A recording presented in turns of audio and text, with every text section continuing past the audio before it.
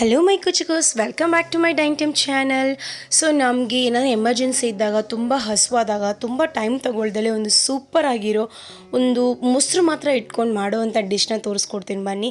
Just ಒಂದು 3 minutes ಸಾಕು ಇದನ್ನು ಮಾಡೋದಕ್ಕೆ. 4 ಮಿನಿಟ್ಸ್ ಕೂಡ ತುಂಬ ಜಾಸ್ತಿ.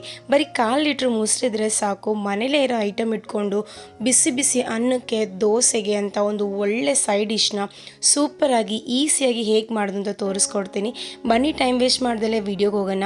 ವಿಡಿಯೋಗೆ ಹೋಗೋಕ್ಕಿಂತ ಮುಂಚೆ ಪ್ಲೀಸ್ ನಮ್ಮ ಚಾನಲ್ನ ಸಬ್ಸ್ಕ್ರೈಬ್ ಮಾಡ್ಕೊಳ್ಳಿ, ಹಾಗೆ ಬೆಲ್ ಬಟನ್ನ ಕ್ಲಿಕ್ ಮಾಡ್ಕೊಳ್ಳಿ.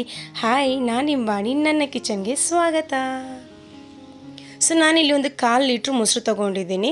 ಅದಕ್ಕೆ 1 ಟೀ ಸ್ಪೂನಷ್ಟು ಖಾರದ ಪುಡಿ ಹಾಕ್ಕೊತಾ ಇದ್ದೀನಿ. ಜೊತೆಗೆ 1 ಟೀ ಸ್ಪೂನಷ್ಟು ಧನಿಯಾ ಪುಡಿ, ಅದರ ಜೊತೆಗೆ ಒಂದು 1/4 ಟೀ ಸ್ಪೂನಷ್ಟು ಗರಂ ಮಸಾಲ ಮತ್ತು ಸ್ವಲ್ಪ ಹಿಂಗು ಒಂದು ಅರ್ಧ ಟೀ ಸ್ಪೂನ್ ಹಾಕ್ಕೊಳ್ಳಿ. ಈ ಮೂರನ್ನು ಇಷ್ಟನ್ನು ಚೆನ್ನಾಗಿ ಮಿಕ್ಸ್ ಮಾಡಬೇಕು. ಬರೀ ನಿಮಗೆ ಎಷ್ಟು ಜನಕ್ಕೆ ಮಾಡ್ತಿರೋ ಅಷ್ಟು ಮೊಸರು ನೀವು ತಗೊಳ್ಳಿ. ಇದರಲ್ಲಿ ನಾವು ಟೊಮಟೊ ಹಣ್ಣು ಏನೂ ಬಳಸ್ತಾ ಇಲ್ಲ, ಬರೀ ಮೊಸರು ಮಾತ್ರ ಬಳಸ್ತಾ ಇದ್ದೀವಿ. ಈ ಥರ ಕರೆಕ್ಟಾಗಿ ಮಿಕ್ಸ್ ಮಾಡ್ಕೊಂಡ ನಂತರ ಸ್ಟವಲ್ಲಿ ಒಂದು ಕಡಾಯಿ ಇಟ್ಕೊಳ್ಳಿ. ಅದರಲ್ಲಿ ಒಂದು 2 ಟೇಬಲ್ ಸ್ಪೂನಷ್ಟು ಆಯಿಲ್ ಹಾಕ್ಕೊಳ್ಳಿ. ಆಯಿಲ್ ಚೆನ್ನಾಗಿ ಕಾದ ನಂತರ ಸ್ವಲ್ಪ ಸಾಸಿವೆ ಹಾಕಿ. ಸಾಸಿವೆ ಚೆನ್ನಾಗಿ ಸಿಡಿಬೇಕು, ವೆಯ್ಟ್ ಮಾಡಿ. ಸಾಸಿವೆ ಸಿಡಿದ ನಂತರ ನಾವು ಒಂದು 1/4 ಟೀ ಸ್ಪೂನಷ್ಟು ಜೀರಿಗೆ ಹಾಕಬೇಕು. ಜೀರಿಗೆನೂ ಸಿಡಿದ ನಂತರ ಕೈ ತುಂಬ ಕರಿಬೇವಿನ ಸೊಪ್ಪು. ಈ ಸ್ಟೇಜಲ್ಲಿ ನಾನು ಒಂದು 5ರಿಂದ 6 ಹೆಸರು ಬೆಳ್ಳುಳ್ಳಿನ ಕುಟ್ಟಿ ತಗೊಂಡಿದ್ದೀನಿ. ಸೊ ಅದನ್ನು ಹಾಕ್ಕೊತಾ ಇದ್ದೀನಿ. ಸೊ ನಾನು ಯಾವಾಗಲೂ ಹೇಳ್ದಂಗೆ ಬೆಳ್ಳುಳ್ಳಿ ಎಣ್ಣೆನಲ್ಲಿ ಫ್ರೈ ಆದ್ರೇ ಒಂದು ಒಳ್ಳೆ ಟೇಸ್ಟ್ ಸಿಗುತ್ತೆ. ಈಗ ಬೆಳ್ಳುಳ್ಳಿ ಆದ ನಂತರ ನಾನೊಂದು ಈರುಳ್ಳಿನ ಸಣ್ಣಗೆ ಚಾಪ್ ಮಾಡಿ ಇಟ್ಕೊಂಡಿದ್ದೀನಿ, ಅದನ್ನು ಹಾಕ್ಕೊತಾ ಇದ್ದೀನಿ. ನಾನಿಲ್ಲಿ ಬರೀ 2ರಿಂದ 3 ಜನಕ್ಕೆ ಆಗೋಷ್ಟು ಮಾಡ್ತಾಯಿದ್ದೀನಿ. ಸೊ ನಿಮ್ಮ ಮನೇಲಿ ಎಷ್ಟು ಜನ ಇದ್ದಾರೋ ಅದಕ್ಕೆ ತಕ್ಕಂಗೆ ನೀವು ಎಕ್ಸ್ಟ್ರಾ ಏನು ಬೇಕಾದ್ರೂ ಹಾಕೊಬೋದು.